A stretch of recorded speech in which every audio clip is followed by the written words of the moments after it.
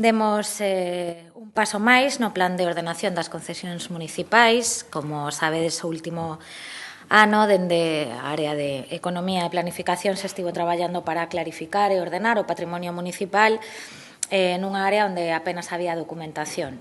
E desde mediados do 25 temos xa un rexistro público e actualizado de todas estas concesións. Entre elas, as de longa duración, están os aparcamentos subterráneos. Hoxe acordamos na Xunta de Goberno a declaración da caducidade da concesión administrativa que se adxudicou a inicios dos anos 90 á empresa Aparcamientos Reo.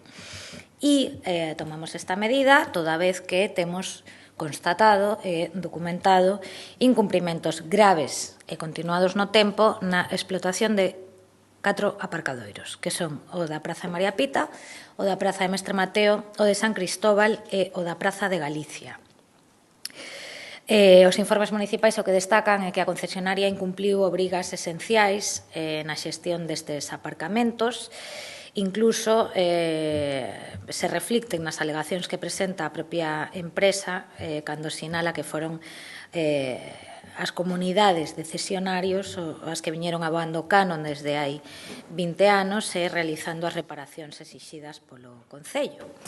Isto non é novo, xa constan escritos dende hai anos con queixas das propias comunidades de usuarios. Por exemplo, a comunidade de usuarios do aparcadoiro de María Pita remitiu queixas no ano 2014 e no ano 2016 solicitando a caducidade da concesión polos incumplimentos de Reo.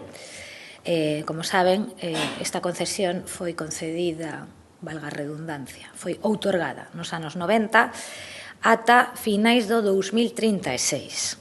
Entón, si no pasado houbo gobernos municipais que non actuaron como deberían de facelo, pois a nosa postura nisto si é firme e é exixir ás concesionarias que cumplan os contratos formalizados. E, polo tanto, se non o fan, usaremos todas as ferramentas xurídicas para revertir estas situacións e recuperar as concesións. Por iso, aprobamos a declaración de caducidade da concesión e, en paralelo, hai que solicitar ditame preceptivo ao Consello Consultivo de Galicia porque a empresa se opón expresamente a esta medida.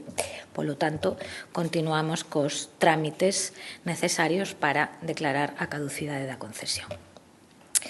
En canto á área de urbanismo, no que comprende as licencias, no polígono industrial de Agrela, Resonac dispón xa desde hoxe da licencia para iniciar os traballos de desmantelamento das antiguas instalacións de Aluibérica para incrementar a actividade de produción de grafito para baterías eléctricas e tamén a posta en marcha dunha planta de produción de hidróxeno.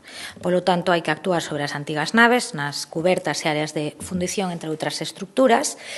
Un proxecto de Resonac que é fundamental para fixar emprego de calidade na cidade con perspectiva de futuro e tamén para reforzar a nivel industrial o polígono de Agrela. Ten un investimento previsto de 5,5 millóns de euros nesta actuación.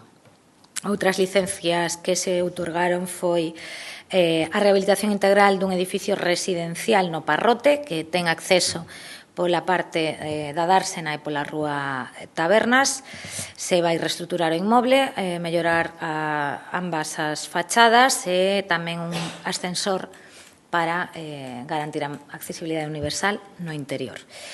E, bueno, pois é unha das fachadas máis emblemáticas da Marina. Baixo criterios do PEPRI se concede a licencia e ten un investimento previsto de 1,5 millóns de euros. Tamén se deu licencia para rehabilitar a envolvente da Escola de Náutica e mellorar a accesibilidade no edificio principal. E para a demolición dun inmoble no número 52 da Rúa Gaiteira e que se construa aí un novo edificio residencial sobre o solar existente unha vez que se remate a demolición. Tamén se normalizan as fincas, se aproba a normalización de fincas que propón un particular nunhas parcelas que están entre a Avenida de Monelos, Parque de Oza e Rúas Juan Neira e Corrales. Hai superficie edificable Son 12 parcelas as que integran o ámbito, 9 delas son propiedade dunha mesma persoa, que é quen presenta esta solicitude para aproveitar os terreos e agora pois xa poderá presentar un proxecto conforme a legalidade, a lei do solo, etc.